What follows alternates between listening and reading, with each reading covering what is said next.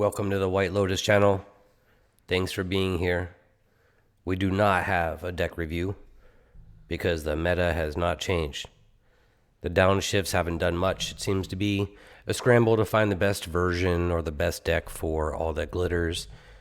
It's still being worked on, limited success. It's okay. I think maybe just Grixis Affinity is just better. I do think the brute force version that David Royale runs looks to be probably the best version right now, but we'll see. I don't have an opinion on it. You got to put up results and then we'll take a look at it. Other than that, the meta is just the meta. It'll change eventually, which makes it difficult for content creators to find something new or entertaining, but it's not there. So what are we going to do instead? I'm just going to run a league, but I'll try it a little bit different. Most of the leagues that are out there it's the whole league in one run, and maybe that's what people prefer. I don't necessarily have an hour and 45 minutes or 2 hours in one setting to watch something, and I tend to watch it in segments, so I'm going to try to produce it in segments.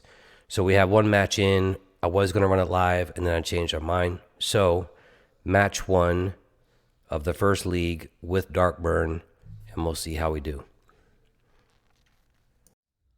Match one, game one, unknown opponent. Kind of looking to play against Burn. The matchup's pretty positive, so if there's a lot of red in the meta, I like running this deck against it. We'll see what happens. Opening hands, decent. We've got, with regular Burn, just mono red decks, I try to keep 10 points of damage in hand. With Dark Burn, I'm looking for 8. We've got 4. Plus 2 is 6, 7, 8, 9, 10, plus some card draw. Yep, it's great. Let's run it. We'll just lead with Okiba because we want to get him into menace territory and swinging as soon as possible. But we go turn 1 Lunarch Veteran. This is a bad matchup for Darkburn in my experience with it. They gain enough life off Lunarch Veteran to make things difficult. You can forget about attacking for the most part because they put enough creatures on the battlefield that your menace guy is not getting through, right? So Akiba most of the time is not getting through for damage unless they draw poorly.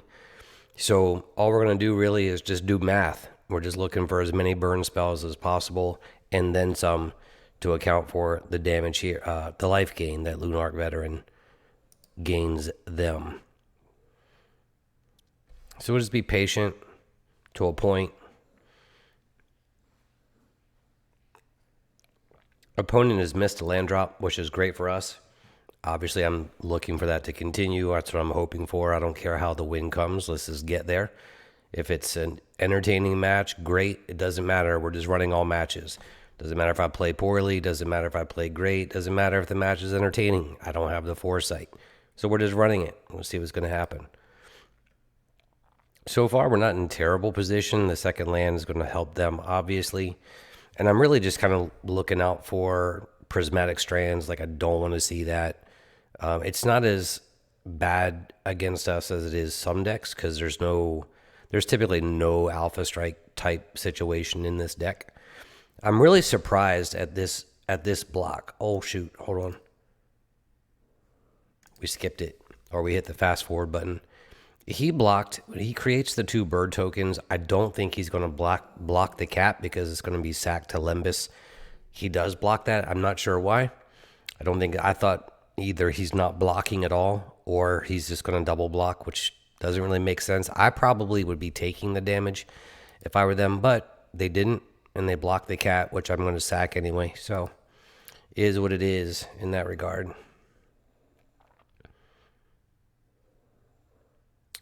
So they're just doing what White Weenie does, which is to get as many creatures as possible on the battlefield.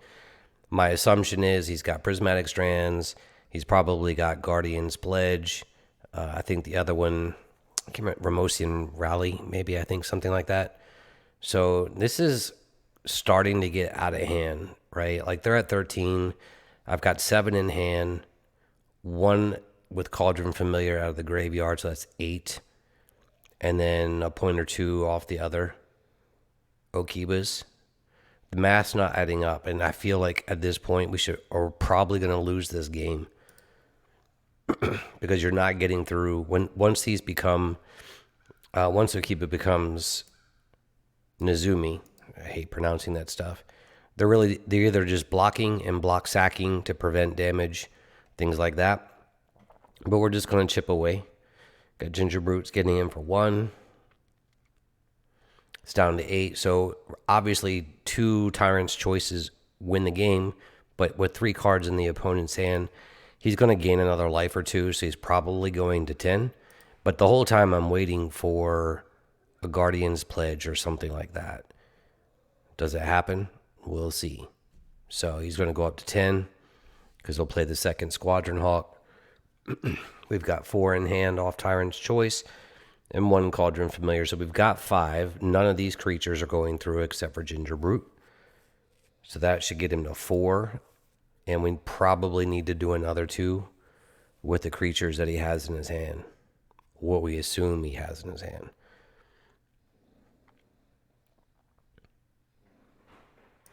So I'm just going to pause it for a second. This is a lot of damage. We've got 2 off Lunark, 2 off Thraben, that's 4. Another 3 off Rafine is 7, 8. 10 with Core Skyfisher, 11 with Thraben, 14 with Rafine.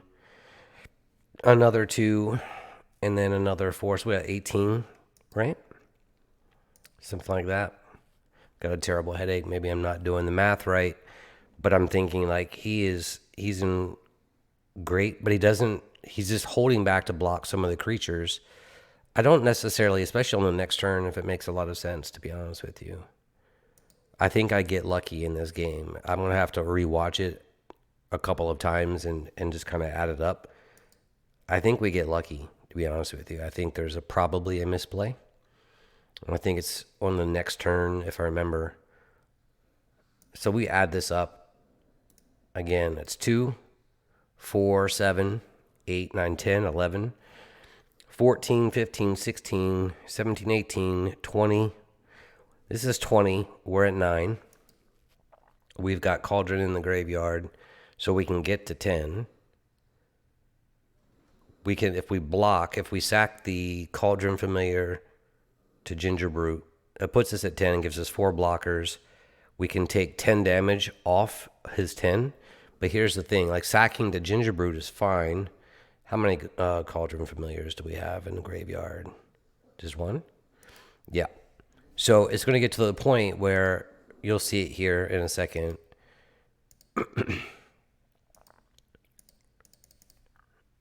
So he plays Journey to Nowhere on the Ginger Brute, which to me is not the target. And again, I could be wrong. I mean, I just played the game, terrible headache. But he plays it on Ginger Brute, which will sack Cauldron Familiar 2, which takes him to 3 and puts us at 10 and gives us 4 blockers instead of 3. So if he goes to Journey Nezumi, I'm only going to have 3 blockers. So 4 blockers can prevent 10 damage, and I would have to use Lembas potentially.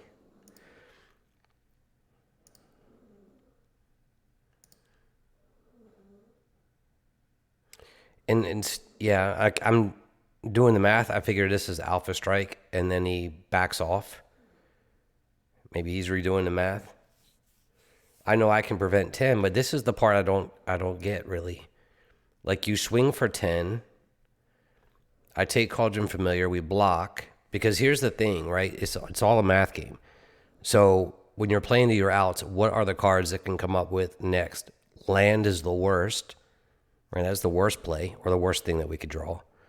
Deadly Dispute, Village Rites are doable. It can draw us into burn spells. We have to do 3 damage, but one of those cards that we might draw might be Vampire's Kiss. So even though he's not really swinging for lethal per se, well, he's swinging for what, 10? We block 1. But that extra point of damage off the cat, if I draw Vampire's Kiss, is enough to win the game. But you're just playing to your outs, right? Like Tyrant's Choice, any of the burn spells really, but the only burn spell that doesn't do 3 or more is Vampire's Kiss. So we have to get Cauldron Familiar in the graveyard to sack it to Lembas in the event that we draw Vampire's Kiss. And But that's, yeah, there's a lot of things, which is exactly what we drew. And we sack. We take Cauldron Familiar and sack Lemons to it. We get the win. I feel extremely lucky. Again, I'm going to have to go back and really review it again on that one combat sequence, but was fortunate because I don't think that this is a great matchup for the deck. It's one of the few that, I mean, it's doable, but I don't think it's really favorable. But we'll go on to game 2. Match 1, game 2, against mono, white, aggro, white, weenie, whatever you want to refer to it as. We're going to keep this one lander. We're on the draw. We've got one. I think we keep this. Yeah, I'm pretty sure we do. We're on the draw. We've got a turn 1 play, another turn 1. We've got multiple plays that we can go ahead. And, being on the draw, we have more ways to draw, but we're not going to be sitting here doing nothing. We draw the second land off the top, which is good. Could have led with Cat. I'm fine with going with Ginger Brute. I really try to keep 2 mana open to sack things, but I also, when he passes the turn, we're going to swing in for damage. But it's either leave the mana open or for Deadly Dispute and things like that, or try to apply some pressure. So I think playing Serrated Scorpion and Cauldron Familiar are fine. We've got creatures off the board. Again, I want that 2 mana open for the Deadly Disputes. But like a second journey would have sucked because I'm running out of targets. But I like the position we're in at the moment. And I did not want to, I'm going to pause that for a second. I didn't want to miss the land drop again, right? So I'd rather Deadly Dispute on the opponent's turn and move forward. But I also want that, I can miss a land drop for a while, but I can't miss it for multiple turns. So I'm sacking the Cat instead of Ginger Brute because if we need to bring the Cat back, we got to sack it to something. We have a Lemnis in hand. We have a Ginger Brute on the board. We have another Cauldron Familiar, so we're sacking the Cat, not the Ginger Brute. But the reason for sacking right then, usually like either block a creature and then sack with it. I just didn't want to miss a land drop, so we moved forward with that. Still missing land drops. But we can draw cards off of the blood tokens off Vampire's Kiss, which is what the setup here is. We could have just passed the turn and Deadly Disputed in response. There's no point yet to do that. We may have to do it later point in the game if we get a Serrated Scorpion, something like that we need to sack to. Right now we just need lands. So we can get 3 points of damage off of Alms of the Vein and draw a card off the blood token. Which is great because we get a land off of it. And now he's down to 8. So at this point, we're turn 6, 8 damage. He doesn't have Lunarch Veteran in play. So we're looking out for Prismatic Strands or an Alpha Strike with, Guardian's Pledge or something like that. The main thing is us doing 8 damage and how we're going to do it. Because we only have 1 damage in hand off Ginger Brute. We have a 2nd damage off the Cauldron Familiar in the graveyard. So what are we looking to? Or do we have? Yeah, we have 1 in the graveyard. We need running Tyrant's Choices or a Tyrant's Choice and Sovereign's Bite, something like that. Anything that gets us to probably 7.